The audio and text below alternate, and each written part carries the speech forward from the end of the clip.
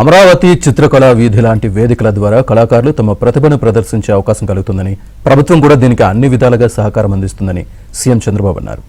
రాజమహేంద్రవరంలో రేపు జరగనున్న అమరావతి చిత్రకళా వీధి కార్యక్రమానికి సంబంధించిన బ్రోచర్ను సాంస్కృతిక కమిషన్ చైర్పర్సన్ తేజస్విని సీఎంకు అందజేశారు. ఈ సందర్భంగా అమరావతి థీమ్తో రూపొందించిన చిత్రానికి సీఎం చంద్రబాబు రంగులు వేసి మద్దతు ప్రకటించారు. తన చిన్నతనంలో చిత్రలేఖనం వేసినప్పటి అనుభూతి కలిగినట్టుందని వివరించారు.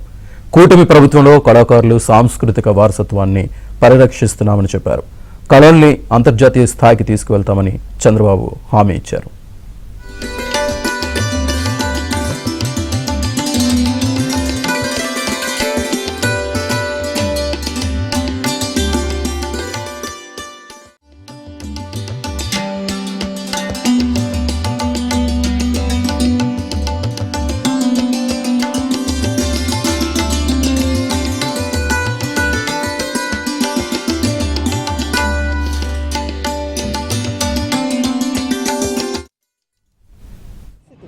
అది పోయి ఇప్పుడు మన రాష్ట్రంలో మన ఊర్లోనే జరుగుతుంది.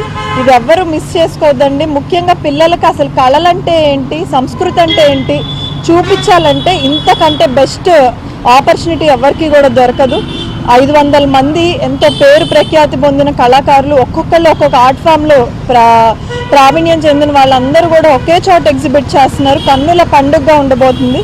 నేను ఇందాక చెప్పినట్టు ఆంధ్రప్రదేశ్లో ఇది ఇప్పటి వరకు ఇలాంటి ఉత్సవమే జరగలేదు.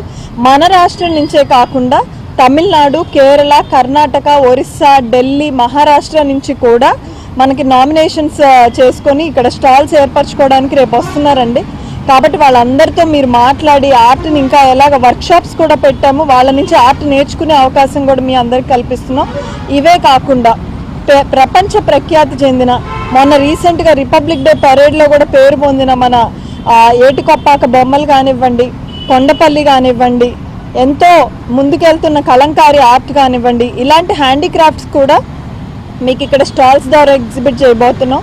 ఇంతకంటే ఇంట్రెస్టింగ్ విషయం ఏంటంటే ఈ బయట జరుగుతున్న సన్నివేశాన్ని అంతా చూసి సెంట్రల్ జైల్లో ఉన్న ప్రిజనర్స్ కూడా మేము కూడా చాలా వరకు ఆర్ట్ చేసామండి, అవి ఎగ్జిబిట్ చేసుకునే ఒక అవకాశం కూడా ఇవ్వమన్నారు.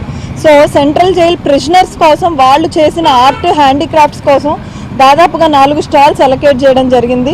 గవర్నమెంట్ స్కూల్లో మన గవర్నమెంట్ స్కూల్స్లో చదువుతున్న పిల్లలందరూ కూడా మేము కూడా చిత్రలేఖనం వేస్తున్నాం, మేము కూడా ఆర్ట్స్ అండ్ క్రాఫ్ట్స్ చేస్తున్నాం, మాకు కూడా కొన్ని స్టాల్స్ అలొకేట్ చేయమంటే దాదాపుగా 10-15 స్టాల్స్ మన గవర్నమెంట్ స్కూల్స్లో చదివే పిల్లలకి ఇవ్వడం జరిగింది. ఆర్ఫనేజెస్, డెఫ్ అండ్ డమ్ స్కూల్స్లో ఉన్న వాళ్ళు కూడా వాళ్ళు చేసే చిత్రలేఖనాన్ని కూడా ఎగ్జిబిట్ చేయబోతున్నారు. చాలా ఇన్స్పైరింగ్గా ఉండబోతుంది, చాలా ఉత్సవంలాగా ఉండబోతుంది.